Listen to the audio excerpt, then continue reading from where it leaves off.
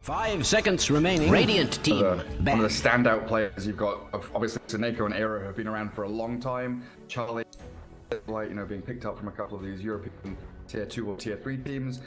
Supreme's come out and he's shown that not only can the cheesy heroes like Hippo, but he's super solid on Storm Spirit, Queen of Pain, which are incredibly high priority meta heroes right now. You mentioned the Keeper of the Light, immediately banned. OG are not dealing with any of that nonsense. Straight out the gate, it is gone.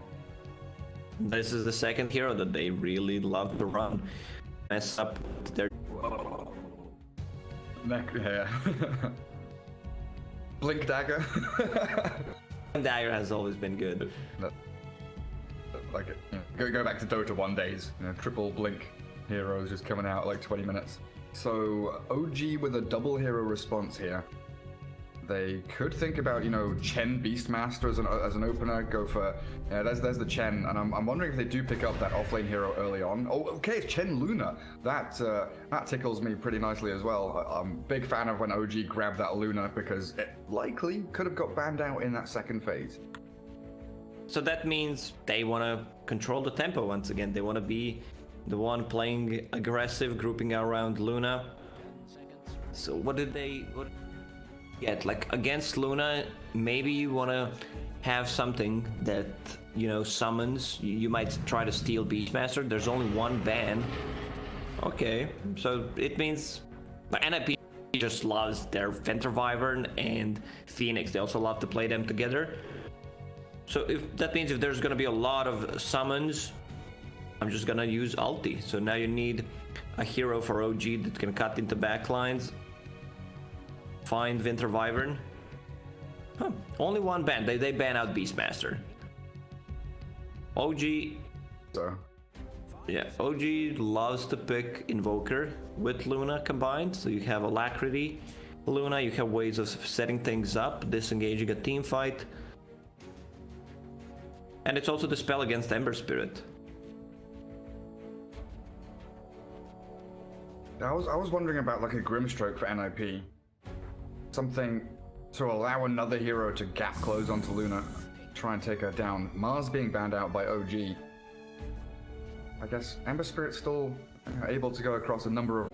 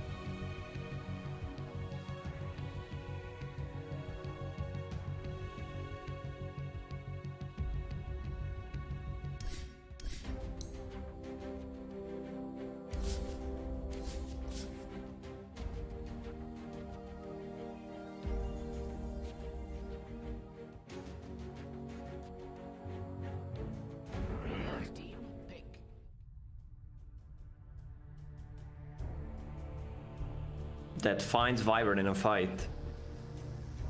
They could get... It's OG, it's very hard to judge what they're gonna pick, but they might maybe get Pugna. It's very good against the Wyvern, but they go for Invoker first, as we suggested. They ran it before. Okay. Broodmother. And I knew it was coming. The snap pickup of the Broodmother. I noticed that NIP tends to pick this cheese hero as 8th pick instead of just, last picking it. They did the same thing yesterday against Team Secret, 8th picking Meepo. I guess they're always afraid it's going to get banned out in that last slot. That cheese hero before that opportunity disappears. That means they're looking for the Broodmother against Invoker matchup. And what do you get here? I mean, you need to swap. Invoker can't lane against Broodmother. You need, like, Seb Magnus to be played on the mid lane. Axe. Axe is also another hero that's instant cash against Ember Spirit. Like a hero like Bristleback would be decent, but you do want that additional method of catching heroes and keeping these fights going for as long as possible. That's what Invoker and Luna are so good at doing. Extended team fights and pushing into objectives. Axe is probably a pretty solid ban. What else do you want to have against Broodmother? I think it's just going to be Axe or... I mean, could you pick like a DK or something? You know, he can sustain in lane. Timbersaw is also out there.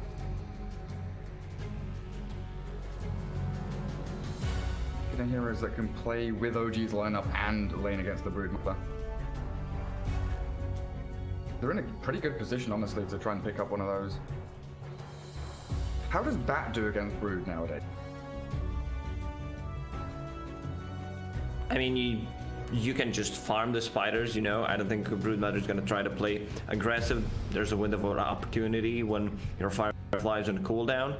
But still, you have like 40 damage, which is not that great. Okay, this was also another hero that would be able to control them. Final pick Brew. Saberlight's hero can be causing a bit of chaos. Boy, he's going to suffer to this Tornado EMP though. That's the only thing he needs to worry about. Not getting his mana burn. These heroes don't really threaten a kill on Brewmaster, so he's gonna always be able to use the split off. I mean, OG still needs to pick one hero, but he's really not afraid of any of those, so that means a guaranteed primal split. In a team fight, needs to use ability right after he gets out of primal split, otherwise Rubik is gonna steal it. Don't want Saxo getting his hand on that primal split, that's for sure. Plenty of time for OG to consider what they want here. Don't need much of it. You were right with the Magnus. How it if they swap Chen, Saxo, Rubik. There will be a mid one Invoker and Seb. Magnus. I don't think Seb plays Invoker, so they just might swap things around. Swap their roles. Yeah, swap the lanes. lanes. Swapping the heroes. NIP not picking any of their heroes yet? What could they possibly do, you know? I mean, it's got to be the Broodmother mid, right? I wonder if we'll see the old, the old classic where Brood goes to a lane, puts a web down, and then goes to another lane somewhere. You know, the sexy Bambo classic. This is not 2016, Gary. 5 seconds. The good old days. Saberlight Brewmaster. Yeah, there we go. Everything's slotting back into place. Charlie on the Ember Spirit. All as we expected. That draft panned out. What happens if two players don't pick their heroes? Does Dota just gives them a random hero in Captain's mode? Good question. Maybe it's like slot based. Like whoever's in the earlier slot gets the earlier hero. I'm not sure, honestly. I've never considered that.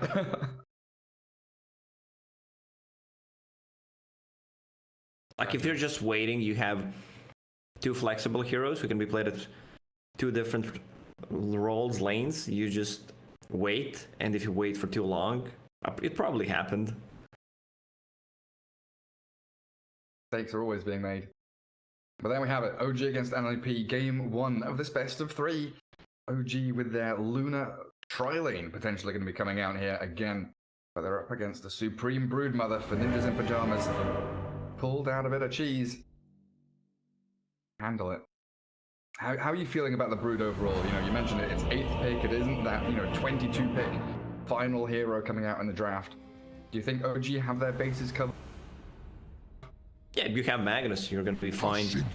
Just about not allowing Broodmother to kill your tower early on.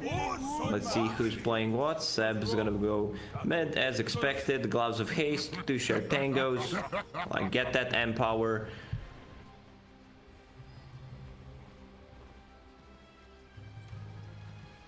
So top lane, Sumail Luna. Saxa on the Rubik with boots up, and Chen not too far behind. Going for those top bounty runes. Mid one Invoker will be all alone down in that bottom lane, rushing into his urn, it looks like, as quickly as possible. NIP. Charlie's being closed in on here. Doesn't look like OG have the catch they need, or maybe with Saxo actually going all the way around there. Maybe could have had the telekinesis, but they'll just grab the outpost instead. Charlie was a little bit too far away from the rest of OG. You don't want to fall into that trap to have Rubik with telekinesis level 1, 34 seconds cooldown. Like, you lift and then what? What do you do after? Unless you guarantee a kill. Even if you do, I still don't think it's worth it. You're gonna be losing a lot in the laning stage because of it. Same thing that happens with Shadow Demon getting disruption instead of poison. Or the old Enigma going Malefice instead of demonic conversion. Classic mistake. So Brewmaster, Witch Doctor top. Saberlight with Era going up there. They're gonna put Charlie, Ember, Nako, Wyvern against that Invoker. It's like we'll just have the straight 1v1 mid. Invoker should be okay if you decide to keep this tri lane. Like, this is how OG have been playing, like have one sacrificial lane when they're running a tri lane. Even though sometimes it's not. Like, if they have self-sustainable off laner, played Beastmaster, they played Seb on Magnus, Enigma. So, you know, you deny a lot of XP. They even played like Dragon Knight, where he won a game against the Slark +1 support, if I remember correctly. That was just insane. Like, it should not happen. Seb is that good. So He's very intelligent. You don't care about Wyvern too much. What is Wyvern gonna do? 43 damage, level 1. Like, he's deciding, do I go for Splinter Blast? Do I go for Burn? And now he TPs to the top lane. And already OG, I've just been watching this top lane and they're causing all kinds of problems. But Era with Seneca's rotation here, TPing to deal with Saxa, and Rubik will be falling. Witch Doctor gets the final touch. First blood spilled by NIP. Yes, Saxa got the little wave drag across, he got the courier snipe, and they pressured Saberlight, but still giving up first blood. OG a little over-aggressive, not respecting the TP from Seneko, which came out very quick.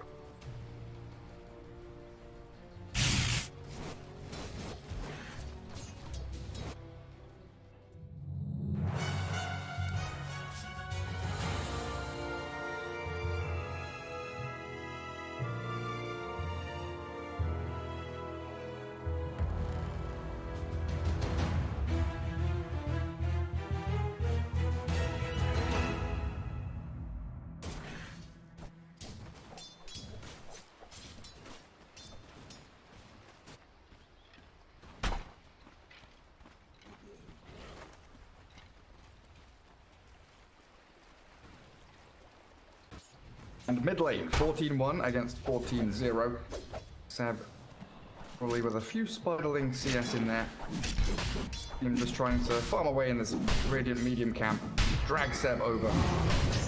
Control of that lane again. No Seb fail. says, that's my camp. So he's gonna be the one farming it up. What is he bringing? A soul ring to have mana sustain, some extra regen. Earn already for mid one. Mid one? Yeah.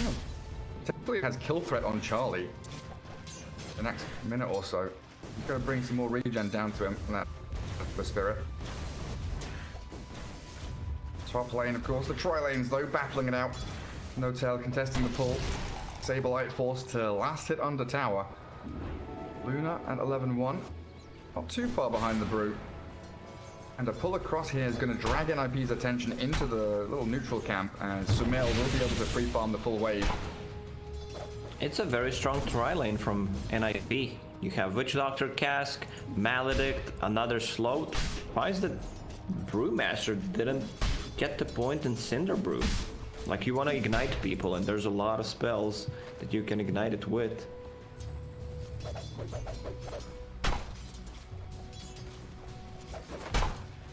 Cream now jungling.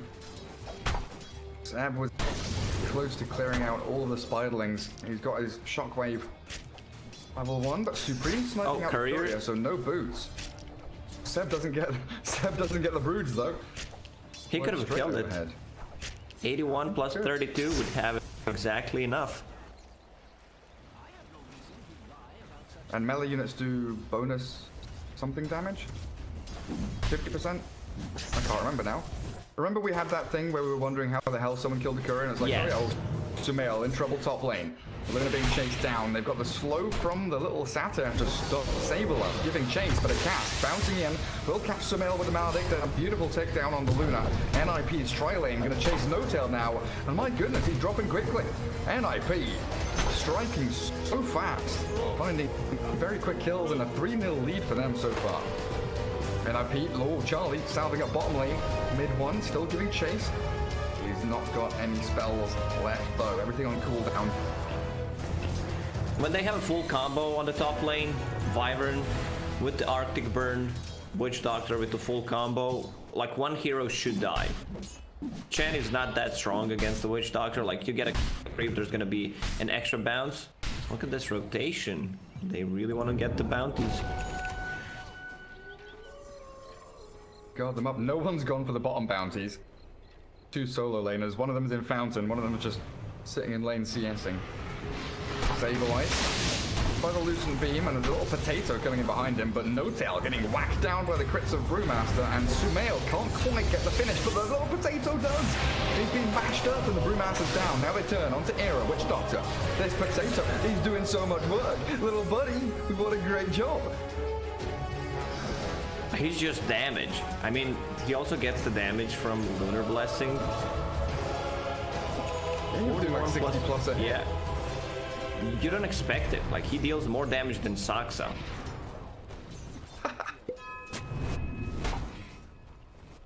Pretty good. And they keep this Luna alive and farming in that top lane. Helm of the Dominator timing so important. Really ramp up. Stacking the camp. Give Chen some more opportunities, but they do make a move on to Saksa. He stepped a little too far forward, and all three heroes beat around him. Keep the potato alive. No. Now No-Tail tried to deny him. He loses his little pet.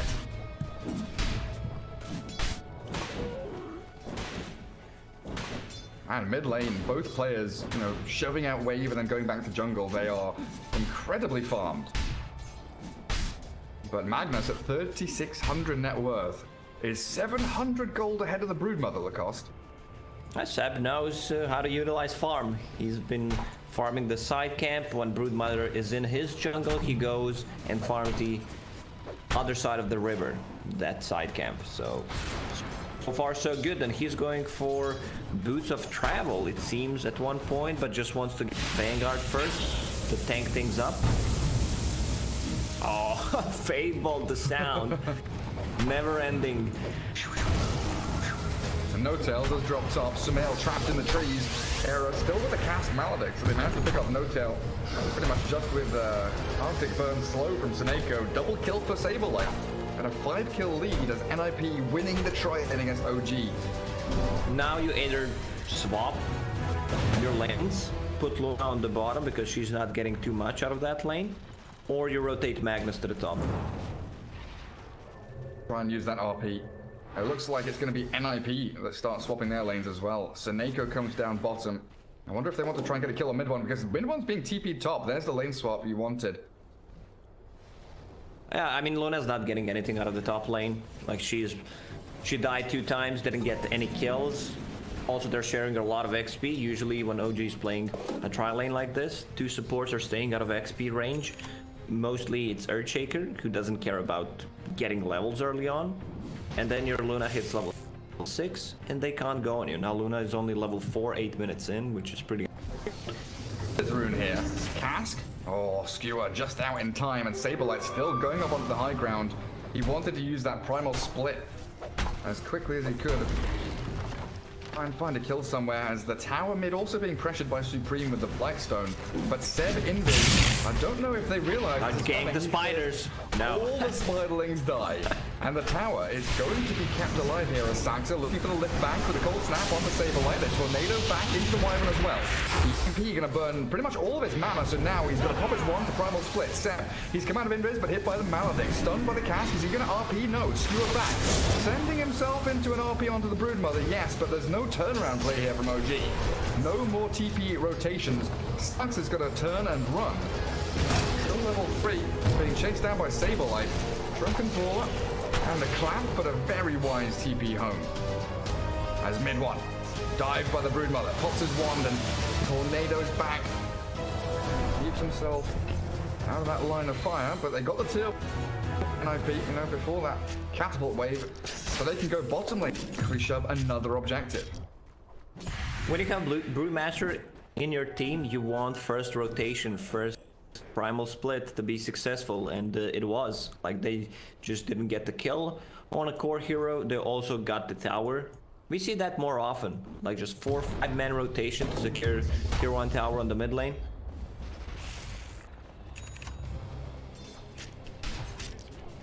Now Charlie can get some farm up top lane. Being hunted by mid one though. Oh, they're on the outpost. 9 seconds to come. No searing chains for Charlie, so he can't stop this. Can't stun mid one. Run away. And they bring Luna back up top. Down bottom though, Saxa is being dived and found by 3 heroes. Again, this trio of Wyvern, Witch Doctor, and Brewmaster. So very powerful. If they get on one, they die. If Broodmaster's not joining them, they have very limited tower damage. But there's a siege creep unit coming, and that should put some pressure on the bottom tower. Broodmother getting closer to her. Diffusal Blade. This seems like a pretty standard build these days. People are getting the 4 Diffusal Blade, and then you get a BKB so you can take a fight. Yeah, then you can think about, you know, do I need my Aghanim Scepter straight away? Do I get the Assault Cuirass? 2 options after Diffusal Blade or the BKB. Top tower for OG, using these catapult waves with the Luna. Gonna trade out with this Spirit movement because bottom lane is pretty much gone.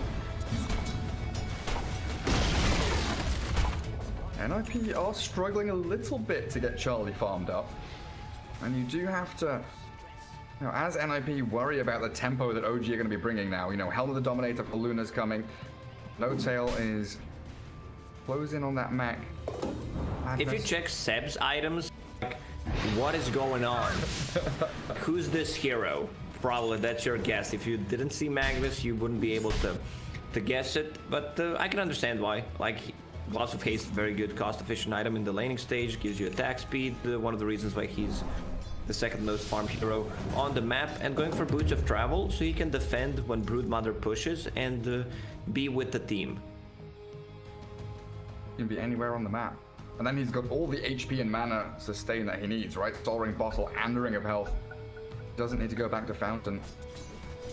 Stay on the map as long as he gets a couple of runes. Tier 2 now. Nako, hiding in the trees. Arctic Burn is about to expire. Gets off his curve, pull the RP of Seb, who did go for the turnaround. A couple of Chen creeps doing a lot of damage there. Seb, no skewer, so he's going to get stunned up by this Primal Split. A Tornado to buy a bit of time for the Magnus. Now he RPs up the Primal Split units, and a Cold Snap back into Seneko. Mid one doesn't have any Urn charges remaining. So a little bit awkward from OG, but Sablet's going way too deep, surely here, with Sumail and No Tail surrounding the Brewmaster. They'll Eclipse, EMP, clear up the Brewmaster, and NIP not reacting as they're diving bottom lane for Saxa. Going for a Rubik kill, he's going to slide a fist and buy a lot of time, jumping onto all the spider things. He's never coming out of that. Okay, find the call. Sleight of fist, he needs to move the spiders, and he does. So freaking, he's got another sleight of fist, you know, but they do bring him down. Seb's rotation, not going to find Charlie or Supreme, but that was a pretty amusing move from Saxa. Yeah, it took Supreme 2 slides. He needs to move the spiders. So Seb uses RP after Primal Split to keep himself alive, which is fine. They got the kill. Okay, here's the hand of God to keep themselves alive. Casey, Remnants away from the EMP, catching mid one with his searing chains, wrapping bowlers around his ankles, but mid one with Cold Snap goes to 18-1 charges. I really don't think you're going to be bringing him down anytime soon. So the map opening up a little bit here for OG, dragging heroes towards that top lane, but they still have to deal with this Broodmother Lacoste. 101, Supreme, top of the net worth, and so far nothing to stop him. They have Seb to stop him. There's still a tier 2 tower. Tier 2 tower very hard to take down since recent changes, extra HP, extra damage on the tower. Like, it's just a Broodmother. They are very limited on the catch. You have Rubik RP and the EMP tornado from Invoker, but with the cold snap, might be enough. Just kidding. Supreme down to the low ground, scutters away.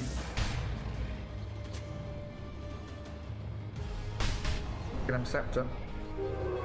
OG keeping Luna and Chen up top, where OG do love to play.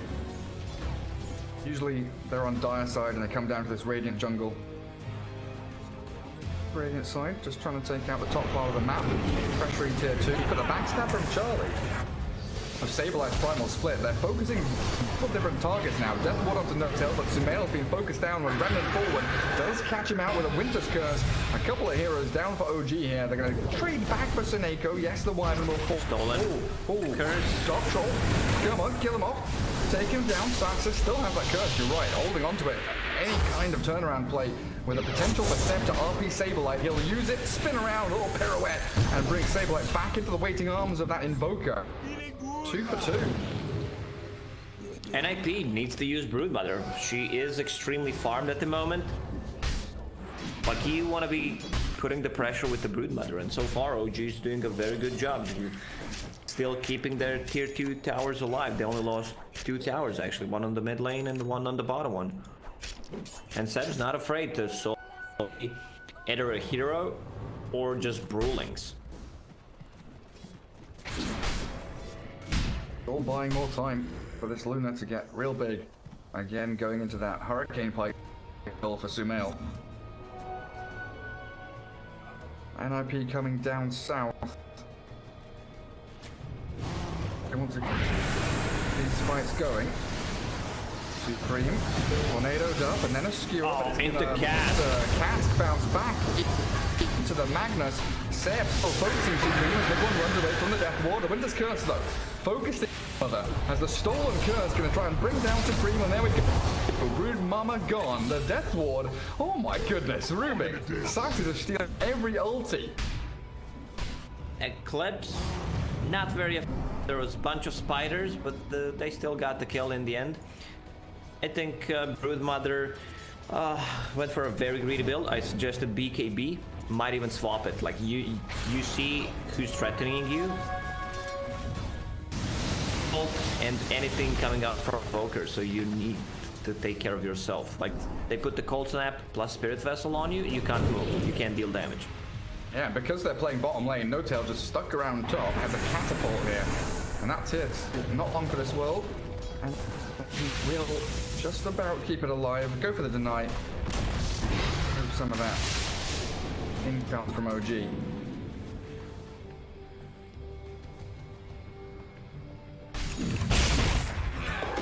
NIP needs to get the Broodmother involved. It also feels like Charlie here, Spirit Vessel is close to being done, but he's out in the open top. Remnants back. Safety in the creep camp. Seb is getting so much out of the map because of this build. Boots of Travel, even gets Crimson Guard. Great against Wyvern ulti, great against Brewlings. I don't think you kill him here. He is so tanky. Gets a couple of heroes caught up in the RP. Brewlings and Broodmother. Hera, Seneko, Death Ward down now as Mid-One trying to hold the line. Seb still whacking away with a 3-man tornado, but a turn with a curse. Catching out Saxa. Mid-One bringing his own Rubik down low. Sabler and Era still diving here with a cast bouncing into the creep wave. They'll find Saxa, and Mid-One still has a couple of spells up his sleeve. Oh, they've shifted focus to find Sumail back in his own jungle.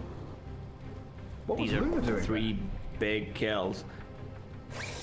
Magnus, man, he can tank a lot of damage. Problem is Broodmother with the Spiderlings, like they invaded the jungle. All the webs are pretty much in their jungle and around the mid lane. So this is where Broodmother is gonna be playing. Made her little home, her big nest. NIP, quite reliant on these long cooldowns of the Brew, Witch Doctor and Wyvern. Set up team fights and find the pickoffs, but so far they've been utilizing them so well. Every time they're off cooldown, they're finding these, 2, 3, 4 kills. OG are trying to match NIP's aggression. But here comes their turn to try and turn the tides. Smoke into the Roche pit. Saxa is showing on the mid lane, pushing the wave. I don't think he's afraid to die here, if that can secure the Roche for OG, but NIP, they don't know about it. Mid one is so clever. He's showing, like, he assumes there's a ward on that high ground, and he's just showing, you know, below his... Then Ghost walks, and he's going to run back towards his team as the scan connects on the Roche pit. NIP finally realize what is happening. Saxa and mid one, though, they're in a great position here to try and catch anyone to jump in with a steering chain. Tornado after getting the immediate takedown on Saxa. They do catch mid one with a Maledict, but it is a real awkward setup here from NIP. Remnanting forward, the skewer back into the Eclipse now. Saberlight is... If he doesn't get his problem split off, they cancel it out, and Supreme is solo on the P. The Broodmother's about to fall. A little more damage OG needed, and now Ember Spirit chasing mid one. He's going to Ghost walk away, dust it up. Lucid Beam hits, he's got a Remnant to fall back on. Zeb still trying to give chase, but OG the perfect setup for the Roshan steal. They still have the Aegis and they're chasing. What a tornado from mid one, another route. There's no remnants for Charlie. A good cast from Era will hold back to mid one on a great death ward. That Maledict takes him down. Charlie with that remnant aggressively, still trying to get back to base, but Era has been found by yet another death ward steal from Saxa. Era had nice positioning in that fight, fighting behind one tree. Charlie, what are you doing? Charlie? He's dying, mate. Saberlight gets a blink, four-man clap, and now the primal split comes out. He's trying to 1v5. He's going to take down No-Tail, look for the tornado onto Here comes Mama. Still holds the Aegis, and Saxa does get dropped. Saberlight, he is solo winning this team fight.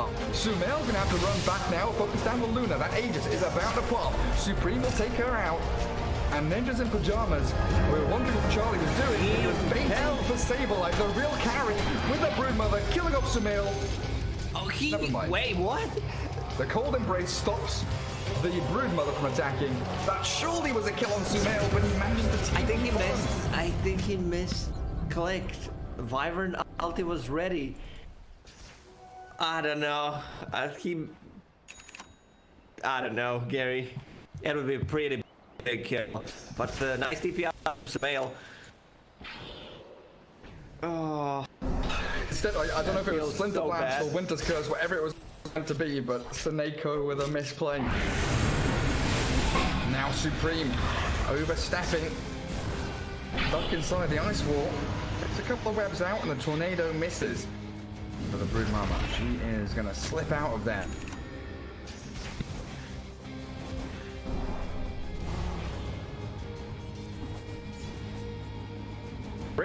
A fight there for NIP after the Aegis take from OG. They didn't need to buy back anyone, right?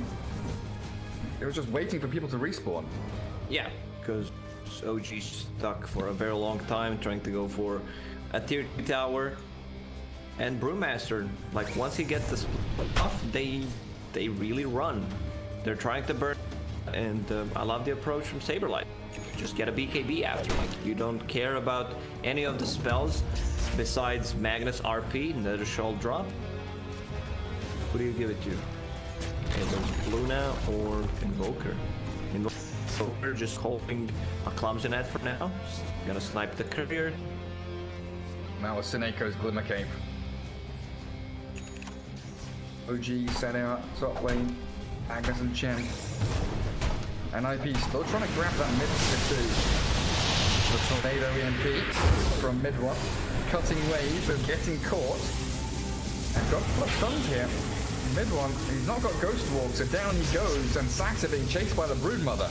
That Fadebot still bouncing. But again, NIP, the first ones to get there with a couple of kills. And OG not grouped up and not ready for any kind of team fight. Luna still doesn't deal that much right-click damage. Like, she's top 3 net worth, but you're not that strong. Like, you have a BKB, item Dragon Lance. With the Empower, it helps. Helmet of the Dominator on top of that, but still you need an extra item just to be able to stand the ground and take a fight. Trying to potentially catch out Charlie here. TP Luna top, also Saxa coming in. Charlie clearing through a number of no-tails. Neutral army creeps. NIP reacting to this, trying to swing northwards, but Broodmother, all her webs still down bottom, doesn't really want to come up here to fight. OG are just trying to force NIP away from that bottom of mid lane with a two-man RP. Saka, they've caught him with Sam. Great Eclipse coming through from Sumail as well. They get off the primal split, but they've already lost their two teamfight supports. So now the Glaives bouncing onto Saberlight. He's lost both of his little Brewlings there, and the Earth one trying to escape. 400 HP, 200 HP. He's going to get clicked down. That is the Brewmaster down. One more whack from Seb with a big old hammer and a double kill for your Magnus. Man, how is Seb so good? Did you see what they did? So Seb blinks in, turns around, does a pirouette mid-air, and then skewers them where two centaurs are standing from a Chen. So they use an extra stun. So 4 seconds of extra stun on top of that, coming from two centaur conquerors. It's from Luna, skewering those two supports straight back in, and the trio of observables here from OG, all up in this top part of the map, seeing absolutely everything. Beautiful play from OG. And that ward just expired. If they did ward, it would be much, much harder to pull off something like this.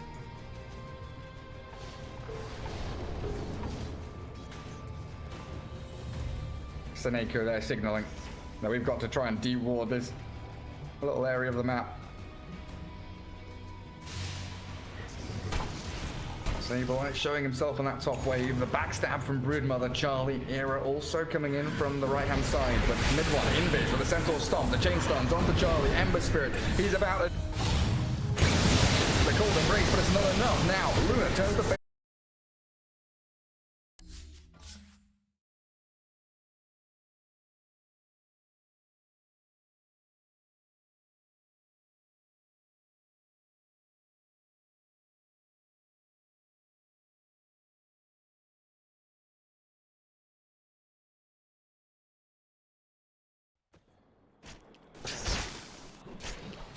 Stand the ground and fight. You don't care about tornado, so you get on top of one of the targets and just instantly kill it. And you've got the spider's attack damage now. So much more damage from the Broodmother. Oh, but Seb doesn't care about spider damage when he gets one hit. About half of that little army. OG is just trying to isolate one of the heroes. They're very afraid of Winter Wyvern using Curse to reset the fight. Oh yeah, he's gonna keep that one. Spider legs, plus a Titan sliver. Find the legs against the Broodmother. It's just very good for positioning for Magnus. You can run off the cliffs, position yourself very nicely. Here it comes. Blink is ready, but nice change from Saberlight. Still scared of that Winter's Curse. Trying to focus Seneko a little bit here. But Supreme with the BKB. Straight onto Saxa. And there is no chance for your little Rubik. Look at this Broodmother with a BKB. The massive spider with the legs wobbling all over the place. Straight back onto No Tail, and the two OG supports annihilated. Supreme coming in with another real big peak of strength. Roshan, what are we looking at? 1 minute 45. Would have been perfect for NIP. No BKB on Supreme. No BKB gonna get RP. In comes the Ember Spirit with a remnant. But what's Supreme doing? Seb's gonna BKB, try and chase down Era. Saberlight's there on the high ground, but Sumail, now a little bit isolated, has been left alone by OG. She's gonna turn and fight. Seb skewers out. Everyone's scattering to the wind. Luna can't just pop the ulti. She needs some kind of a setup, even though she has Lucent Beam cooldown and the cast range. It's still very hard for her to, fight on her own. She needs a backup. Once you get Butterfly Satanic, then it's gonna be a different story. Both of these teams really focused on this next Roshan. Mid one, Invis into the pit. Minute. The little big man comes up. OG. They are 5 heroes strong now. Broodmother's still gone for 20 odd seconds. Saberlight comes down the staircase into the waiting arms of OG. A good Winter's Curse will reset the fight and allow a primal split if Saberlight wants to pop it, and he does, of course. Tornado though, cancelling it out once again with an EMP landing and a Centaur stop that chased on the Brewmaster. He has no mana. Deafening Blast and the Lucent Beam clears him up. Saberlight didn't get his ulti off. He such has a great buyback. zoning EMP. They could not pass through this. And now they're going to grab the outpost, control of that Roshan area. NIP probably going to have to buy back the Brewmaster here. Roche will respawn in 10 seconds. Keep someone or one of the Chen creeps inside of it. You know there's no curse for 40 seconds. Saksa, be inside. 2 more seconds. It's all it takes. And there it is. Seb did TP down to bottom, shoves the wave into the tier 1. Mid one's being focused by Supreme, who popped his BKB to get that kill.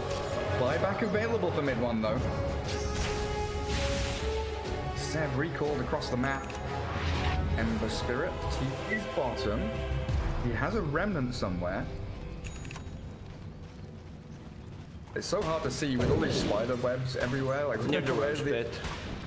Ah, there it is. Looking at the mini-map overrated. Still no one gets Roshan. Tornado and a little Satyr Banisher in the pit.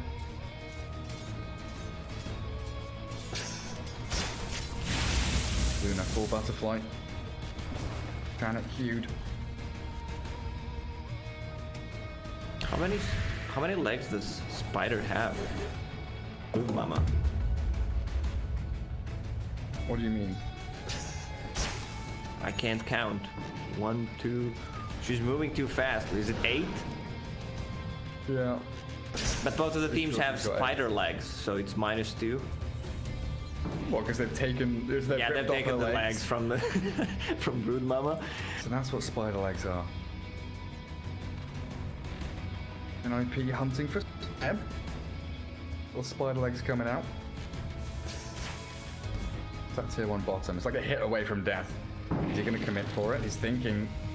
Charlie now showing Remnant in towards the jungle, looking for another one, but the blink away from Seb gets the Magnus out of danger, and he's being recalled across to the Roche pit. They've dragged NIP down there, and Roshan now open for OG. They have so much damage.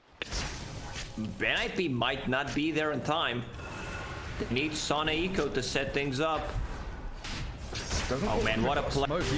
They get away from this. Yep. Alacrity. Tornado. Power. And a Centaur, but there's a Zona EMP and an Ice Wall again. We're trying to focus mid one. Good little cask bouncing around, but Saksa able to set up for a Doctor as the primal split comes through. RP from Seb being fake popped there. Focusing No Tails, the Chen retreats back to his high ground. Seb. All these spiders down little babies. In comes Sumail with his BKB, trying to take down Supreme.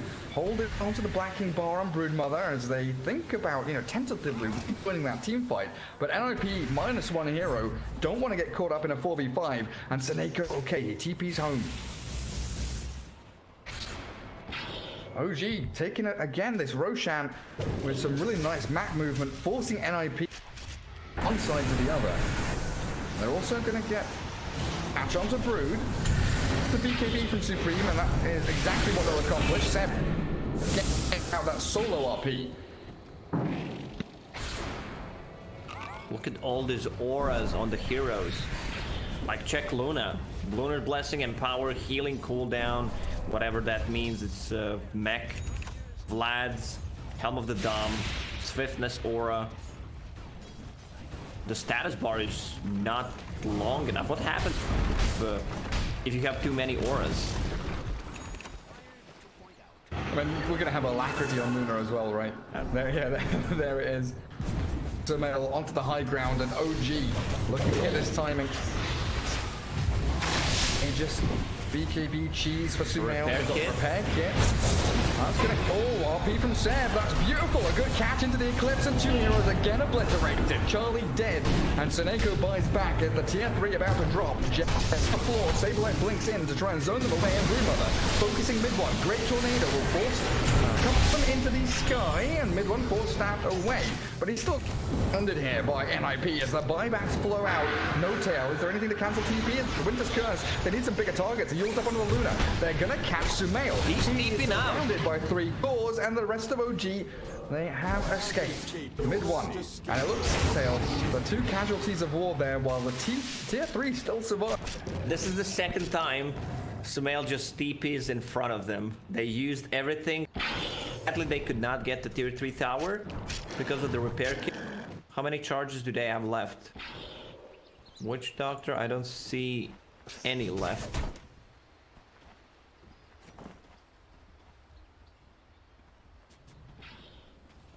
Where is that repair kit?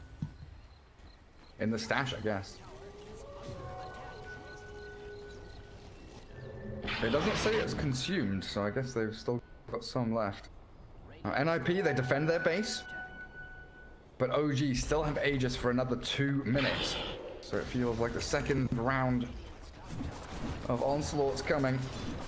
And with catapult waves now, OG just have to group around that Luna, try and push down the mid-tier 3 again.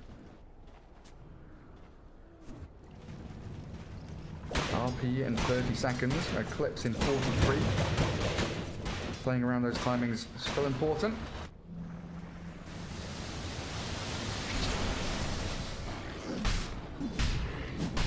What's Charlie got? Ember Spirit going into BKB now. Spirit Vessel, Yules, he's so reliant on his spell damage. Doesn't really have any physical, that's really all down to the Broodmother now. Oh, mid one. Arcane Rune, Quickening Charm. What's the cooldown of it? 7-second cooldown on Cold Snap. Duration 6 seconds. Not bad. And he's the one who's controlling the vision, setting up the boards for his team. Like, you can't do it with Chen right now because Broodmother, you know, might come and then you're just dead. Tornado onto 2 with an EMP. Mid one's found a nice little catch, forced the Remnant away, but Sableye stuck up on the high ground as an RP. The Broodmother being focused, a good cold embrace. Does keep Era alive. Supreme now back onto Saxa as the fight split and spread. Sableye doesn't have mana for his ulti, so he's going to BKB and try and run away, but Sumail is cleared through Era. Broodmother's BKB is going to get popped, but mid one just invises away as Luna still has that Aegis. Focus Eclipse towards Broodmother, 4-step forward. Supreme drops low, but it is not enough. Sableye a little bit out in the open here, though. The rest of his team coming back in to try and reset this fight. They've got the Witch Doctor caught up, though. Another good Glimmer Cape and no reveal from OG. Essentially dropped with no tail, being shredded by the Brood. Hand of God buys him a few more seconds with the wand, but NIP have managed to bring him down. The trouble being, Sumail is back to full with mid one, and Seb, where is he? He's going deep. He's at the tier 3. 4 heroes. Yeah, I think Seb might overextend. He's still alive, not for long. Down, mid one, he's got a BKB Sumail from the high ground. What can he do? He's got no Eclipse, he's been 4-stabbed down to try and TP home. There's no stuns, so OG losing 4 heroes in a row. NIP once again with a great in and out team fight. The buybacks beautifully. Once again, they're using the buybacks to keep themselves alive. Broodmother just hit level 25. What does he go for? Spider's HP? I mean, you need to get the other talent. Damage plus steel is much better. Also, there's going to be a full Abyssal Blade pretty soon on Broodmother. I'm back on Magnus and Supreme. It's NIP's turn to go high ground. Multi-shot from the tower, doing great work. NIP need to wait for that additional creep wave to come in. Charlie has this BKB coming. No way to get Brewmaster across the map, but Sumail, Maledict and Death Ward, that is going to be a big problem for him. He's going to BKB in turn. Glimmer Cape is back up to save him thanks to Saxa. NIP is relying on Broodmother and Brewmaster to deal the damage. Like, Ember Spirit's really not doing that much. Only a Spirit Vessel, BKB, 2 defensive items, so as you said, just, you know, magical damage coming out from Ember Spirit.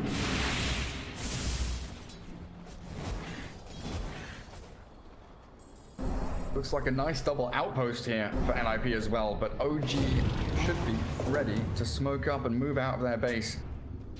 Tier 4 items are coming. Leveler for Luna. Holding onto the Titan Sliver though, as we saw an Illusionist's Cape over on the Dire side.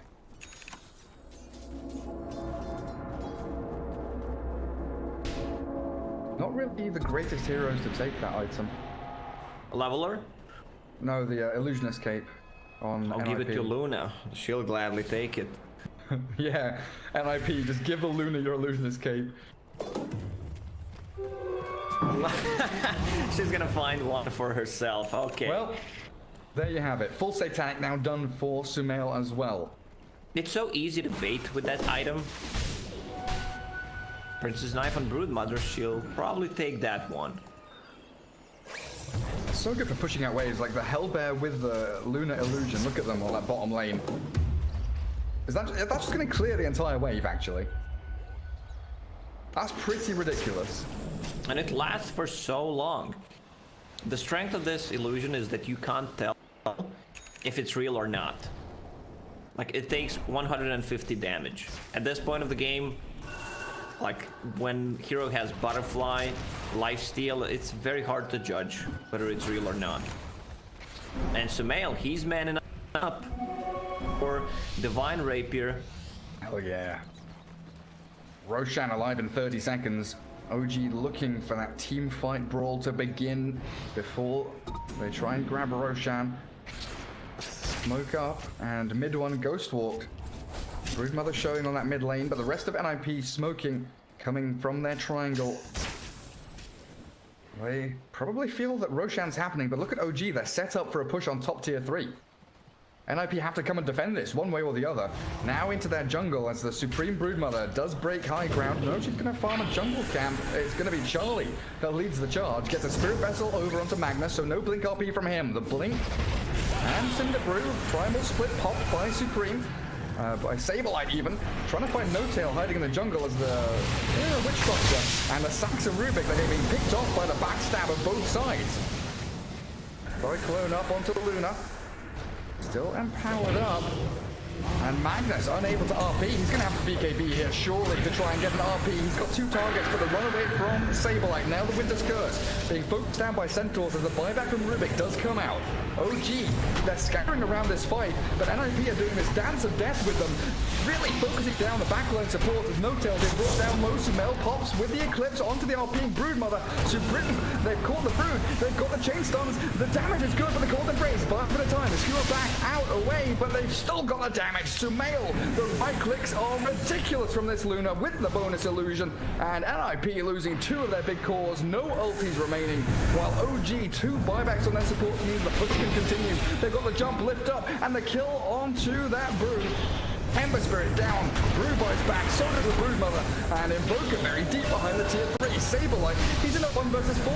He's cold snapped up, Grimmer Cape, but no reveal. Golden Brace will buy some time, and Charlie diving in deep at the Centaur stuff. The micro from No-Tail, chain stunning Charlie as Sableye ripped to shreds by Luna. Sumail is so powerful right now. Seb, incredibly tanky, just skewers away from the tier 4s. NIP on their last legs. They can't deal with the Sumail Luna. The Broodmother's trying her hardest. BKB in a second. It's coming. A speedy Brood gonna get chased by the remnanting, blinking Saxa. Rubik gets the pipe and Brood dead for 2 minutes. I believe that game, that's your main source of damage gone. Now they're just gonna go for tier 4 towers. Luna, it's just gonna shred it. It's just a pleasure to watch the way OG is spread around that fight, and they get the target off. Like Witch Doctor, he causes a lot of issues for them, so they take him out first. Winter's Curse, oh man, that's gonna hurt. Yeah, they slayed one, but look at this. Rubik, Saxa remnanting and taking down Charlie, and the throne exposed all alone, and down it goes. OG take game 1, but man, it was super close, well-fought battle. That could have gone either way. Just OG's execution these really scrappy chaos. Like devotion, empty notion.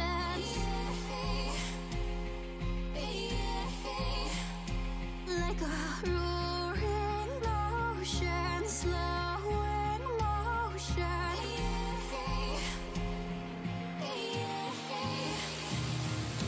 Lay down your troubled mind. We are only kind and will kindly cease to be. As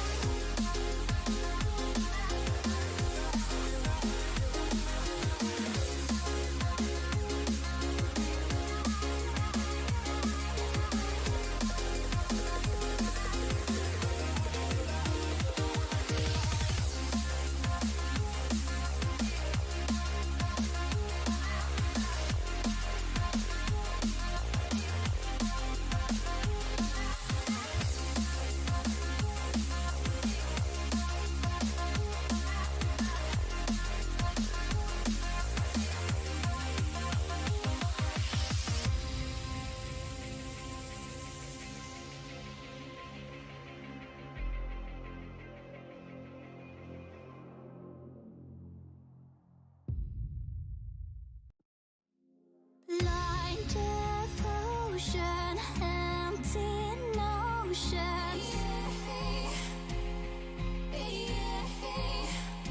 Like a roaring ocean, slow in motion.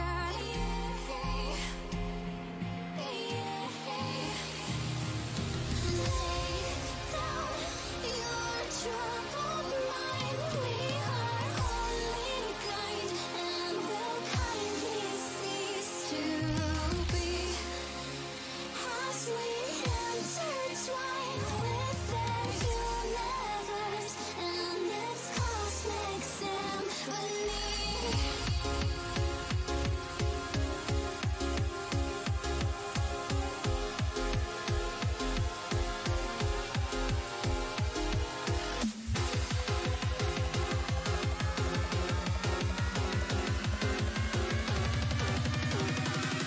The smoke lingers after fire.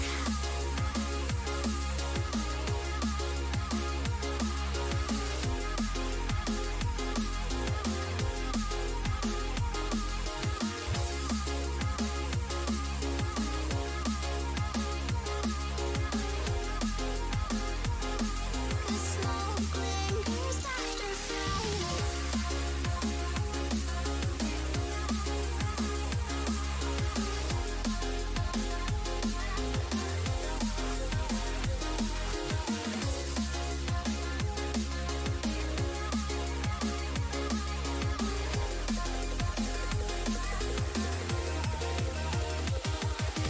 Blind devotion, empty notion.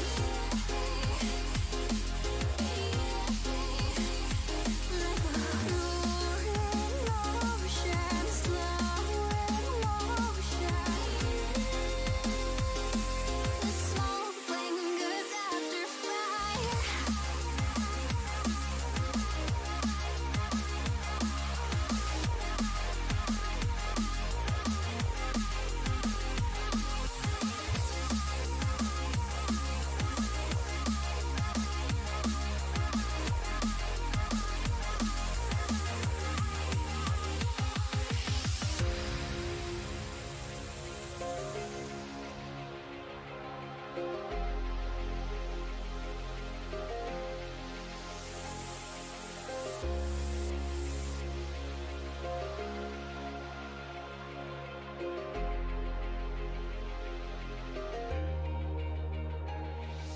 Lay down your troubled mind. We are only kind and will kindly cease to be as we intertwine with the universe and its cosmic symphony.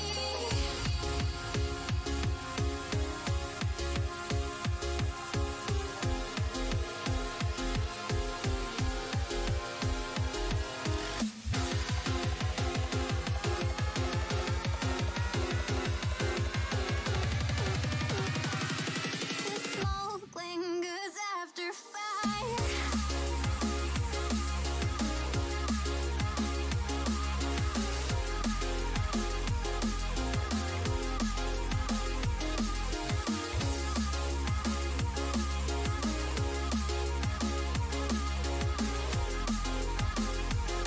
The smoke lingers after fire.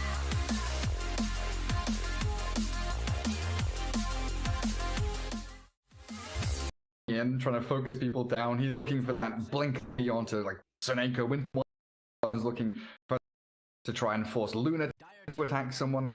Rubik had remnants, and he's jumping around as an Ember Spirit in this fight. And then you've got an actual Ember Spirit who's also juking around, dodging all these spells.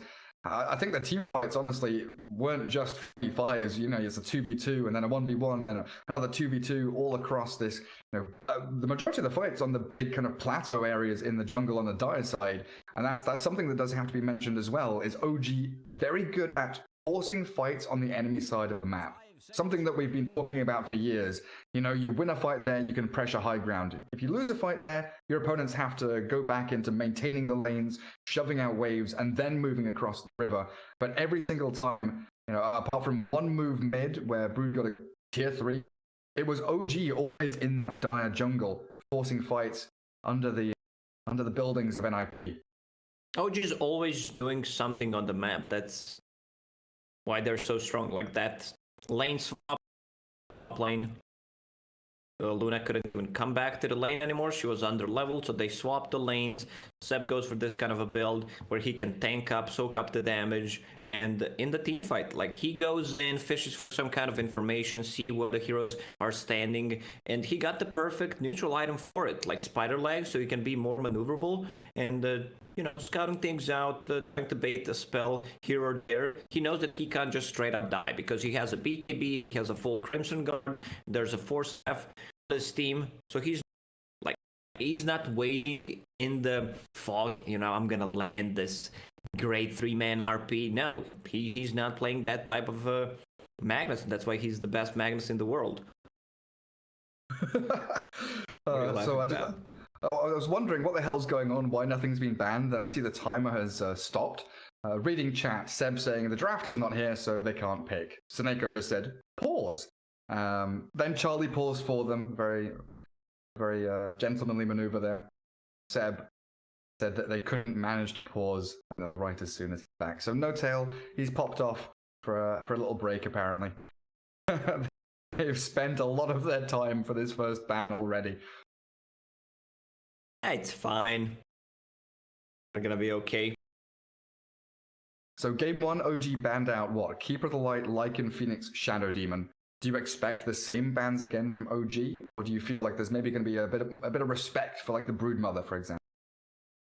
Maybe in the second banning stage, but definitely expecting them to ban hero like a Lycan, which messes up with their timing. Maybe even the Winter Wyvern could get banned out first phase as well. Phoenix and Wyvern, we've seen NIP use them together, but also individually, they look very good with those heroes, especially when OG are building up these, you know, big summons armies. This curse is always a massive threat.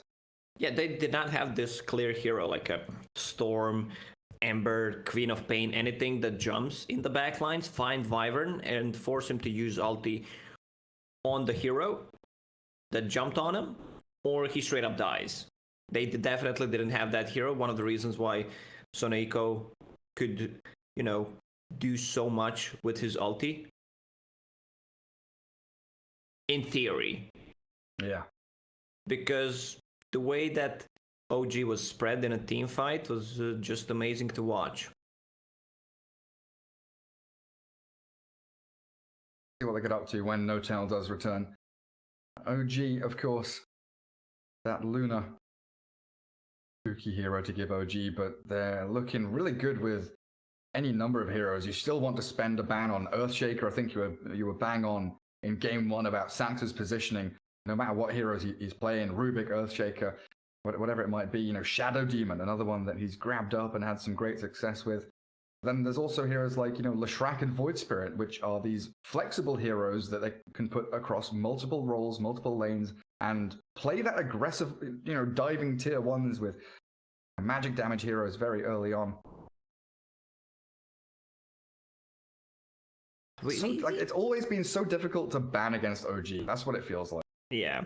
You talked about Void Spirit. We saw position 5 Void Spirit yesterday. We saw also position 4 Void Spirit. I think position 4 is fine if you have a lineup that benefits from one hero just getting in, creating a lot of chaos, but you still need to farm that Aghanim Scepter. It's the core item, the best one you can get, and from position 5 you can't do that. Who was playing it yesterday? Miposhka was 5. Yeah. Roger was 4, right? I'm wondering now in game 2, you know, do we start looking for the NIP Bounty Hunter Cottle, Meepo to come out. These, they tried the Broodmother cheese and it looked decent, but it feels like they need to pack a bit more of a punch. Allow Supreme to maybe just be a bit more active in starting teamfights and making those calls, because Broodmother's a bit of an odd hero in the way she snowballs, Win the lane, take control of the kind of jungle area, and then you're pressure forcing opponents to come back. But not really getting involved in teamfights until you have 3 items or so. Team ban. I think he could have swapped the item build, go for earlier BKB, where you want to put the pressure. He was still afraid of that Cold Snap, Tornado, Spirit Vessel. You can't remove it. There's no way of you dispelling that. So NIP, pretty smart ban. They ban out Ember Spirit so they don't fall into a trap of picking it for themselves in the next game. I just didn't feel the real influence, like the real power of the Ember Spirit in the previous game. Yeah, because we saw, was it Broodmother Morphling as a core duo felt much more potent. I think it was Hellraisers, I can't remember who played it the other day. But you've got the Broodmother to make the space and then Morphling to kind of soak up the farm that she's created. Really kind of scale into that mid-game much better than an Ember Spirit with Spirit Vessel, Ewell's BKB, relying on his magic damage, not really getting too much done. Track still getting into that ban phase, NIP not want to hand over that flexible core hero. The same bans from OG, just missing out the Shadow Demon, and there it is.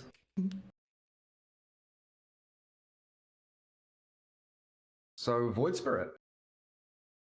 Potential opening hero for OG. The Ember replacing the Void Spirit. All the other bans are identical to game 1.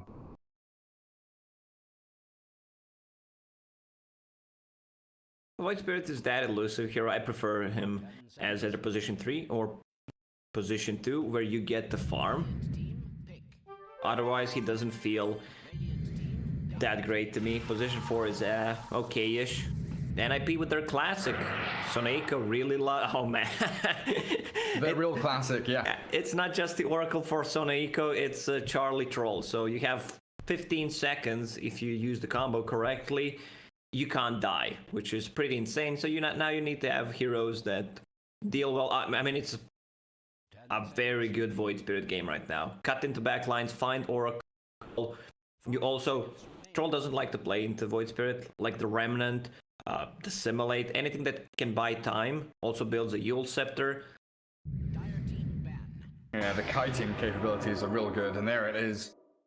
Void Spirit does come out. And this is, NIP, this is the opener that they love to grab, back when they were chicken fighters. Very often, either game 1, where they really need, up against Secret, up against OG, the big teams, they would grab Oracle Troll in game 1. Or if they were down a game in a best of 3, game 2, they want to bring it back. This is their feel-good opener. This is their real kind of morale booster. Do you ban Axe? Both of these heroes don't really like to play into it. And you can leave Seb alone. Like, Troll needs to be careful. You want to get the maximum out of your ulti. And there's always going to be afraid of, being dunked. It goes through Oracle's ulti. 5 seconds remaining. What about this additional ban for NIP? Is it going to be that Axe?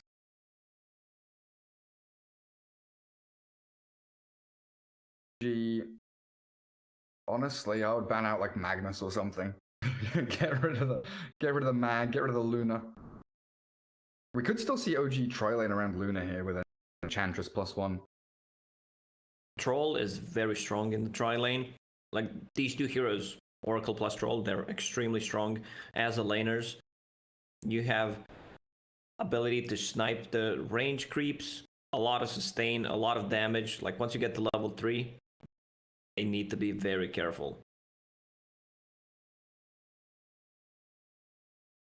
Think about it. And again, we're seeing... Wait, Dragonite was ignored in the previous game, right? I believe so. Feels like he was kind of quiet yesterday as well. Dragonite slipping in that draft priority. Queen of Pain also being ignored today. Morphling ban, Witch Doctor pick, adding even more sustain, and it looks like Era does fancy himself a Witch Doctor player. A pretty good way to kill off the Enchantress, you know, once you hit level 6 or so. Even just Maledict with Purifying Flames to burst her down. 10 seconds. A couple of teams love to get Razor as a counter to Troll. So just take away his damage. It could also be an option. You don't know where this Void Spirit is going. Witch Doctor is such a strong position, 4 or 5. Like, he scales. We've seen Witch Doctors just carrying the game for the team. Immediate pickup of Doom for Saberlight after that Vengeful Spirit grab. So Venge going to be able to like cancel out Death Ward, swap the Troll in and out of team fights. That's displacement ability from swap, super good against heroes like Oracle and Troll who need to be, you know, focusing on targets and very reliant on their positioning. If you're able to cut backlines with Void Spirit, have Venge, moving people around in fights, and now a Slark who can also join the Void Spirit. If you look at OG's lineup, so small, the portraits. Everything is single target.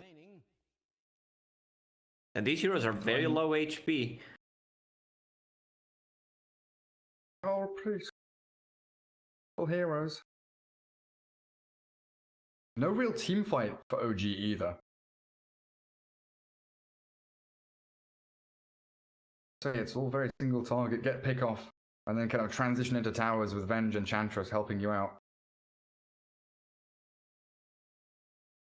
They might still run a tri-lane with it. Venge, Slark, Enchantress, it's okay. I still feel the NIP's tri-lane is stronger. But you have a melee hero against 3 range ones? That doesn't seem too great. Should be Supreme's hero last. I feel about like a Storm Spirit. Or a Meepo, that's the band that OG choose. Clockwork removed by NIP. Taking out some of that catch, long-range team fight, the scouting from Rocket Flare. And Beastmaster gonna be filling a similar role to that, right? The vision, the catch, ability to lock people down as Broodmother again for Ninjas in Pajamas. It's just being left all the way through the draft. The last pick, Broodmother. So what you do is do the same thing. You put Seb on the mid lane on Beastmaster. These other 4 heroes don't do jack shit to Broodmother. So Beastmaster, you get the Axis build instead of going for the boar, and then you just farm up.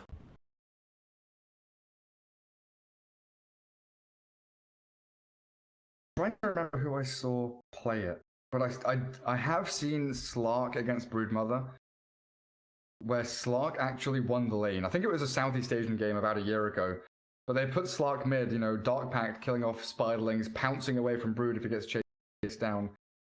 I think you're right with Beastmaster with the Axes is probably more viable and more consistent way to deal with her. NIP is not picking their heroes. It's something that they do. It seems like they're doing, okay guys, 3, 2, 1, now. And then they pick their heroes. Synchronized hero picking.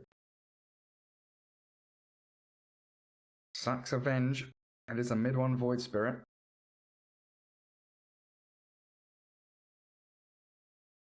I'm really liking NIP's draft again. This time, a little more than OG's though. OG looks very single target oriented lineup. You have Save coming out from Venge, Void Spirit, very elusive, hard to catch. He only needs to care about Doom. And Oracle's Root. Like all other spells he can easily dodge. And it feels like OG needs to have a really good laning phase here. We've seen Slark struggle in item progression if he doesn't get off to a good start and then have a real solid team fight and kiting squad to kind of fight around.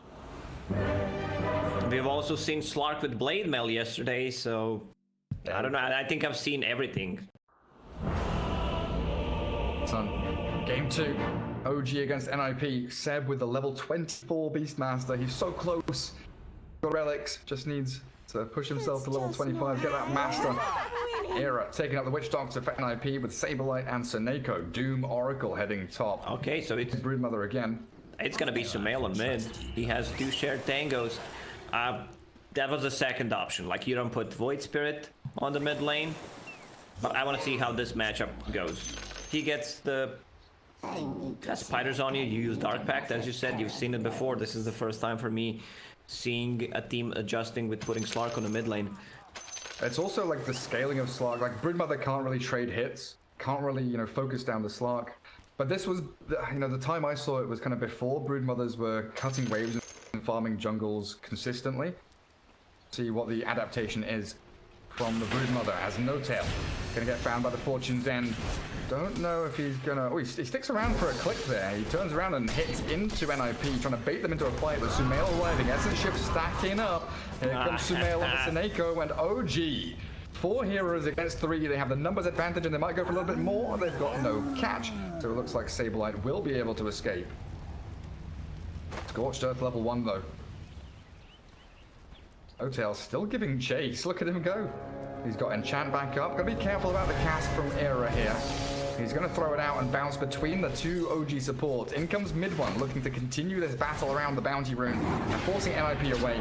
Good Ether Remnant. Bounty rune grabbed by No Tail. Saberlight, a couple of clicks from death. In comes the troll with the ranged axes. Focus down the enchantress. So at least a trade as Saxa will be giving his life a 2 for 2, but bounty rune advantage and first blood going to OG.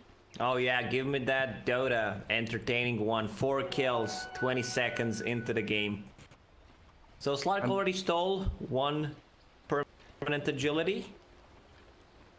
It's not a lot, but it's a confidence boost. Like, you want to see that number up there when you start the game. Yeah, then he gets 4 CS. Perfect creep killing off that first wave. 1 bounty rune still out on the map. Should still be a 4-0 for OG.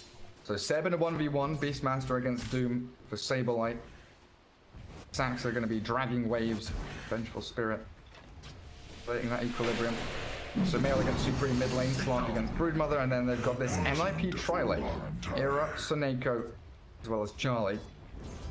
King back to mid. Yeah, People wanted to see that, and here we are. Not the hero that you would expect him to play, but still, mid Sumail.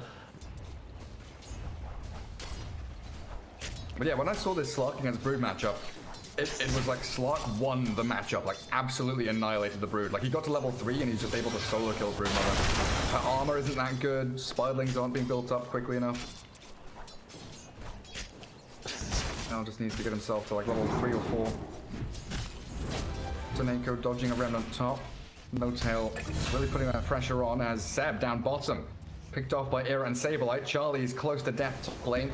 Both side lanes. Pretty hectic aggression. Tomato's diving, clapping onto Suneko. Pops his stick, in comes the Ether Remnant, catching Troll. They finish the Enchantress and the Oracle survives. It's one of the Sonoiko's best heroes. Like, he knows how to utilize him. He's already sitting on 2 kills. I'm just watching the mid lane. 11-3 against 11-1. Slark, no points in pounds yet. Just wants to be able to have Dark Pact maxed out. And this man fighting Brood. But he needs to bring a lot of regen to this lane. That leash is going to be super good against the Broodmother though. He does get pounce. Mother with a bit of an army now. Be able to farm that medium camp as well as the lane. Down towards bottom, Saxa. Initiated on by the cask, bounces into the creep camp though. Saberlight giving chase, and the ball was blocking Saxa for a second there, but Seb is going to come in and help his buddy this time around. With a full creep wave and that board slow, wave of terror minus armor onto Saberlight. There's a Doom with 1 -1, that's 0 armor. Quick math there, Lacoste, you've been teaching me very well. Yeah, I'm impressed. Like, usually I'm the one doing the math when we're casting together. Like 6 times 2 is 12, minus 3 is 9. That's pretty impressive, and also accurate, fast.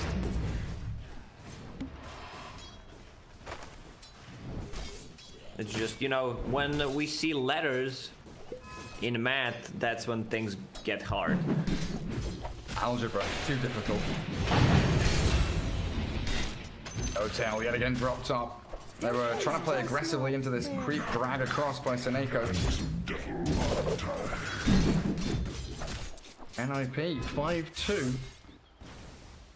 A lot of pickoffs and Era down bottom yet again focused, but not wanting to dive the tower. Panthers with 3 deaths. They're making space for mid one here to get a bit of farm, but it doesn't look that great.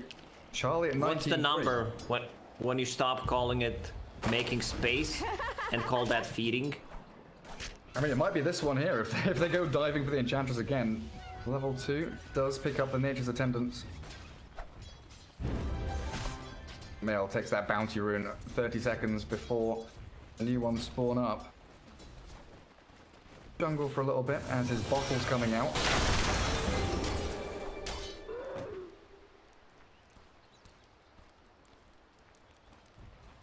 You're looking pretty good across these lanes. Trying to make a play on troll mid one with no tail.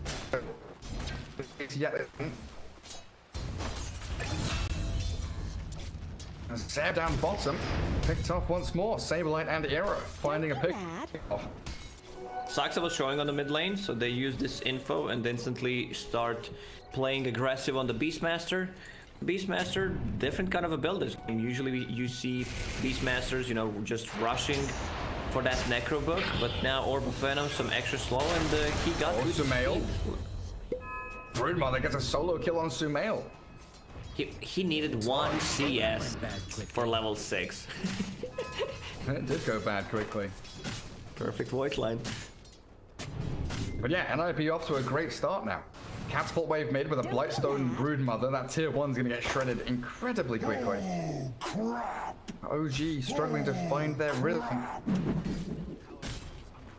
Mark TP's back into mid to try and defend his tower. Now finally cracks level 6. Top tier 1 dive, Seneko finding no tail. Is that feeding now? 0, 4, and 2. I'll give him one more. Or Sumail, already using Pounce. He might have to use, yeah, Shadow Dance here. Supreme still trying to give chase a massive Spirling army. And Supreme gonna find another kill on Sumail. And Seb dies on bottom. Getting a takedown on Seb bottom lane. 10-2. OG getting crushed in the laning stage. OG got 2 kills before the horn and didn't get a single one after. So tier 1 tower on mid gone. I love this more than what Broodmother did in the game number 1. Saxa. Is he gonna pop? He's dead. Nowadays, yeah, he's only got one charge. Yet another kill for NIP. So Broodmother's Trying going to make a play onto mid one top. straight into the doesn't. Diffusal Blade. Sorry, Gary. He does get himself away. So Diffusal Blade Broodmother, she's killed off the tier 1. That's a very quick item to pop up. Like, what, 8 minutes in? She's gonna have a pre-8 minute Diffusal Blade here on Brood. And you get access to this triangle after cutting down the tower. Iron Talon. Pretty nice item for Broodmother. She just needs the recipe to finish that Diffusal Blade. Like Slark, very vulnerable. The mana burn, any kind of it. Seems like you're watching the wrong game. I don't see this Slark dumpstering Broodmother, as you said. Like I said, it was over a year ago when I saw it happen. I've definitely not seen it since, and I fully agreed with you that the more consistent way would be to put the Beastmaster up against the Brood. Seems like Sumail giving away some unnecessary deaths. It's all these little things, right? If you've not practiced the lane matchup, you don't know when to bring a salve to yourself. Trying to save up for that drops of haste that Slark wanted to pick up, but they're going to dive bottom, get Slark involved, try and pick off Era. Cast there, getting Witch Doctor a little bit of Duel plus difference. Maledict up the Slark. Okay, that's another death for Sumail. 0-3 on the Slark, giving him the tip now as they turn onto Seb. The board trying to slow down Saberlight as the Wave of Terror does reduce the armor on Doom. With no tail arriving, they turn to battle into this NIP side. The heals from Seneko not enough to keep Saberlight alive, and a roar from Seb going to catch themselves a bonus target here. Raw Slope, Santa Blast does take him down as Saxa finishes him off with a magic missile. You could see that Slark didn't definitely expect this to happen. Like, Doom level 6, 8 minutes in. He's actually level 6.5. So this also gives Troll some space on the top lane. I want to his item build this game. Broodmother is going for the Fusel Blade. I know Charlie messaged me after one of their games where he went Basher into BKB, and it was a game-winning build. Okay, bottom lane, constant action. It really is. They dive in to try and take down Era, and he gets the trade kill, but a pretty juicy streak there being grabbed up. 370 gold for No Tail, as Saberlight being pounded by Sumail, but the TP reaction from here to fight Saber. Saxon, no mana, gonna have to pop his one for a stun, but gone into the tree line, gonna be found by Snake and Saberlight, and yet another pick off for NIP. No Tail runs different direction to save his teammates. More space created. I mean, he's involved in 5 out of all 5 kills, has 5 deaths. He's fine with it. Don't be mad. Mid one with one. Double circlet. Yeah, I was about to say he really dislikes upgrading those circlets. Got queued up. Deso. Lightstone coming out to it. Saberlight has that diffusal blade now. Very quickly moving into treads. Top lane, they kill off Seb. Death Ward from Era with a level 3 Maledict. Did he even get the bounty rune? Snake got it, so Seb, nothing really he could do up there. Blaze Boots Bracer now working on the Helm of the Dominator. But a 10 kill lead at 15 to 5. NIP, every single one of these lanes has gone spectacularly well for them. Trolls farming Ancients, Brood is still pressuring that mid lane after taking their tier 1. OG don't feel like they've got a place on the map. You know, in this kind of situation, you would love to have massive team fight abilities. Some way to, you know, nuke a hero down and just find immediate snappy kills. Right now, they've got Primal Roar, and that's kind of it. Agree. Like, Slark is having a hard time. He can't just that aggressive. Okay, that's a big kill. Just bring the numbers. 5 heroes strong. And they tip Charlie. I think he misclicked. Oh, tipping Charlie instead of Supreme, but there it is. They group up as 5, now they smoke straight off the back of it as well. Primal Roar down, but they've still got a number of little stuns, magic missiles, enchant to slow. Slark farming mid, but they are aiming for Saberlight. Swapping from Saxa, focusing the half HP and obliterated. OG very quickly back into the thick of things, making action happen. And this is what OG are good at. This 5-man maneuver, showing one hero and 4 heroes swinging down to find pickoffs, and now they want this tier 1 tower. They have a catapult, they have Alpha Wolf, Beastmaster level 3 Aura. They don't need a catapult. I mean, they just hit the towers with 4 heroes. NIP coming in to try and fight. They've got a TP from Doom into the tree line. Charlie, he's getting focused, but gets off his battle traps. Now focusing in towards No Tail, but he drags him all the way back into the waiting arms of mid-one's Ether Remnant, and that's Charlie down. Now where are the tips? Where are the tips for Charlie? This is tip worthy, not the previous one.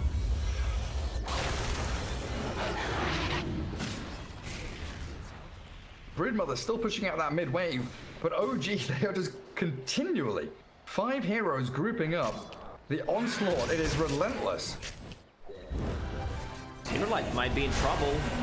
He's gonna get stunned up. Do they have anything to save him? Promise is ready, and there it is. But the roar coming after means that the damage will keep flowing through onto the Doom. The Witch Doctor and Death Ward ready to go. They turn onto Enchantress, and that's a full HP Doom. Another magic missile, but it doesn't look like Void Spirit or Slark want to get involved with this. OG dragging 4 NIP heroes down to the bottom lane, forcing that false promise onto a Doom to save him. As the Brood now chasing mid one Void Spirit. Big spider army in the mid lane. OG farming up on their 2 cores as bottom again. Okay, they've got in. Saberlight once more down. He turns on the Seb. cat. Charlie there, netting up the beast. After nice cast Max and No Tail, trying to keep Seb alive and out of danger. The courier focused down and Helm the Dominator delayed even further with a death ward pinging away at Sax's Venge. Looks like he should be okay as the mallet fires. OG is doing such a good job just making them busy on the bottom lane with 3 heroes. While mid one is farming, Slark is also farming, recovering. After those 3 deaths, he really suffers, but he has a lot of levels. Like, he's level 10. Slark focusing onto the Seneca Oracle. They've got the shutdowns and 21 charges for Sumail. There's a wave of terror, but the Doom onto Void Spirit going to chase down mid one here, surrounded by NIP. A good little pick off there as it was OG making that first move. Slark can't fight yet. Like, there's Broodmother. Broodmother's 4. I said he's high level. What's Broodmother then? She's level 14. End Slark. My god. Supreme getting into Aghanim Scepter. Seb, Beastmaster bottom, looks like he's gonna die. Charlie trying to chase him down. Still pinging him out. Slowed down by the tornado, the boar. Enchant. DP from mid one. Void Spirit coming in. They've got Saxa swapping back as the Cask and Maledict will make short work of the Venge. Mid one straight in on top of the Witch Doctor though. Nice little trade pick off. And the Beastmaster found by Seneko. He, again, forced a false promise. Someone other than the troll, this time himself, but the Broodmother backstabbing the Void Spirit. Astral Step. He's got no more charges. He does have a Dissimulate to try and maybe get high ground to it, but he's got no TP. Mid one has no TP. Dissimulate will get him. Oh, he gets the kill on Seneko, but he's still going to die for this. They're too deep from OG. NIP playing this very well. Like, they're adjusting accordingly. Running a team fight, still keeps farming her jungle and the enemy side of the jungle. And I see Yasha on troll. Thank God he's not going for Battle Fury this game. Like, you're gonna be missing out on the timing that you have with the Broodmother, so you want to keep the pressure as early as possible. Like, just getting status resistance build is fine against any kind of a stun from Beastmaster. They might even go for that Basher like you were mentioning. SNY. Oh, he's gone Yasha Diffusal Blade, actually. Queued up now by Charlie. I think Battle Fury is a thing of the past now. Thank God. Or not any heroes that buy it anymore. Neko reclaiming his jungle. De-warding and rewarding. Saberlight with... Is that a full Crimson Guard? He's got the majority of it. Courier. The Buckler Vanguard now queuing up Blink. DD Rune Patrol though means NIP into the Roche Pit. Clark still doesn't have that Diffuser Blade finished. Hawk is ready in a couple of seconds. They do know where Seb is standing as he scouts out the Roshan, but in comes Era. Oh, the Cask doesn't get there in time. They're focusing down the Doom with that chain stun. They've got Saberlight wrapped up in all kinds of pain and damage. They get the false promise off though as the Oracle saves on the Doom and they focus down Seb. They get the first pick off and the chase onto mid one. He's out of mana, and Slark still doesn't really want to get involved in this fight. He's ticking down to Maledict, forced to heal back up with a Shadow Dance. It's the passive, of course. P secure Roshan for themselves. Oracle. Out in the open. Slark does join the fight, but he's doomed up immediately. Gone! Sumail annihilated by NIP. Roshan's still low, but it's a big team fight win here. They chase No Tail, sprinking away, trying to get up to the high ground, but that Broodmother. Here's a munch upon lunch. 22 to 11. Saxa, can you try a swap play here? You've given Vision in the pit with a wave of food with a troll. One by one they fall. Mid one wants to Astral Step this. He wants to steal it. No other play for OG to make. Saberlight is tracking back. He knows they've got that vision. They see where mid one's heading. 2 Astral Step charges. He cannot get into the pit, so Aegis grabbed by the Broodmother. All cores from NIP, they benefit. Midland's gonna die. They benefit from Oracle ulti, like Troll having Steel, Doom with the Scorched Earth, Broodmother with her ulti. So that means you're gonna be having Life Steal extra region, which is gonna be doubled. So that A live. A gold lead already for NIP. Feels like it could have been much more. OG here in lane extended fight kind of kept them in the game for a long period. Now you're staring down the barrel of a almost 12,000 net worth brood with Aegis. And that Aghanim Scepter, it is completed. So Supreme with Web is going to come out all over the map.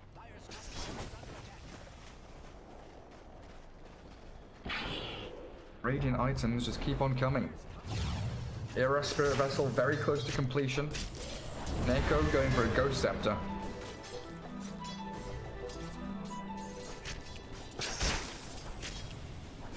Seb playing in that Radiant jungle with Sumail. Trying to do a little bit here to that tier 2, but a Saberlight Illusion is bodyguarding the tower against the creep. Has no tail. Well, that was pretty immediate. Blown up by... They can try to close out this game. Troll doesn't have that many items. He's going for Diffusal Blade next, some cheap damage. I've said it, Slug does not love to play into any kind of mana burn, and they're gonna have to. Bottom tier 2 does finally drop.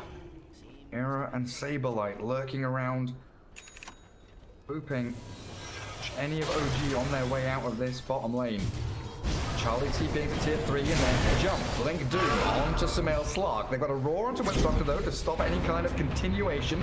And Slark is back with that regen going, but the Oracle going to catch him with a Fortune's End, giving the vision and continuing to chase. Saberlight has a blink up now and he comes straight forward with the Infernal Blade. Sumail though back with the Shadow Dance TP. Nothing to stop him from getting out of here. Well done by OG to retreat from that.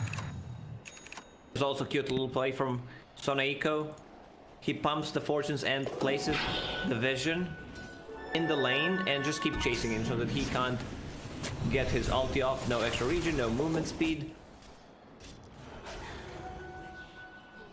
OG needs to buy more time, not fight into this Aegis, which will be gone in 2 minutes and 15 seconds. Void Spirit has that Deso. Mid one has to run away from the Broodmother though. Supreme, 3-4 hits. It's only about 5 or 6 to get to the middle of that. Void Spirit losing the Aegis in the meantime though, and mid one does escape, surviving. Great pickoff. Broodmother going for Aghanim Scepter. You're still gonna need a BKB. There's ton of stuns, ton of slows. NIP in a great position here to make sure Charlie does get that bottom tier 1. And then they can continue shoving down the bottom lane, it feels like. Holding high ground in the triangle, no tail, straight up the steps, the two-man stomp, the blink in from the Doom.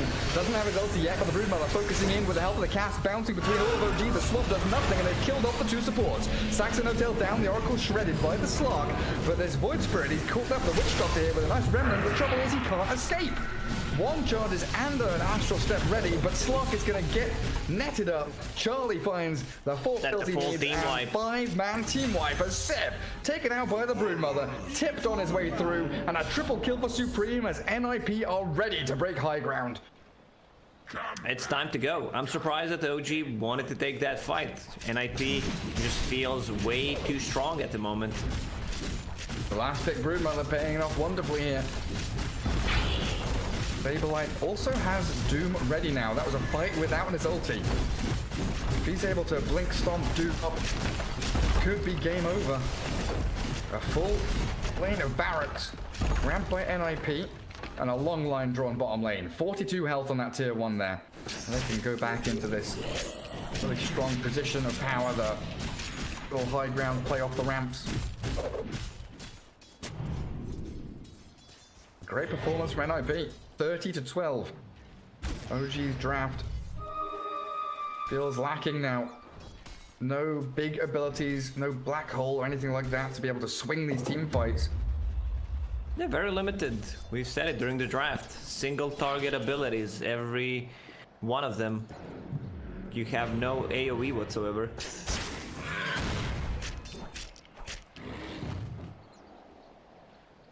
Slark working on the S and Y. Void Spirit aims for that Aghanim Scepter. But they are quite a way away. Crimson Guard for Saberlight now. Tanking up his team against the summons from Ent and Beastmaster. As Doom TP's top. Ooh, Sumail, that was quick. Shadow Dance is up. Saberlight still trying to move forward, but Sumail was so quick with the reactions there. He was just faking it. I think they would get the kill. Or Saksa. Very close by just to use Nether Swap. Next Roche may respawn in 2 minutes. OG is giving them trouble, out pushing these lanes. NIP is very limited on the catch. Still no rest for OG as the Broodmother diving tier 4s, forcing the roar from Seb. The solo dive to the Broodmama there.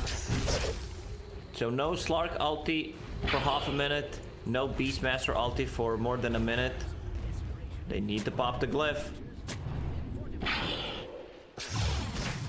They need to kill that range creep mid lane as well. Still giving NIP the opportunity to go for barracks here. Broodmother back up on the high ground. Trying everything they can, OG, to try and slow this push down. Remnant catches Supreme with a 2-man stomp, blinking with a Doom, and mid one annihilated by NIP. Buyback immediately, but they lose the Bend as well. Ninjas in pajamas, shredding through the objectives. Tier 3 down as mid one jumps in aggressively yet again. Play onto the Doombringer. Charlie, though, turning to fight with a cast, catching mid one. He's about to drop, but he's going to fall. He can't get out there. Dead with no buyback now. Sumail trying his hardest, but in a 1 versus 5, the Slark can't do a damn thing. Notel and Saksa turning back towards their fountain, return to base, because there is no way you're able to face up against NIP now. A second lane of barracks for NIP and OG crumbling in game 2. I think it's time to call out this game. There's nothing you can do anymore. Jumps onto the Ven, down to the swamp. Seb trying to roar back, but the false promise there, allowing Supreme to dive again into the fountain. Saxa falls, and the Supreme Broodmother 12, 1, and 5. A beautiful performance as they wipe OG off the face of the map, and game 2 is an NIP win, forcing a game 3. Man, I love Saberlight when he is playing any kind of initiating heroes. He's positioning, like his Axe, his Mars, over the 2-3 months were really, really on point. Blind devotion, empty notion.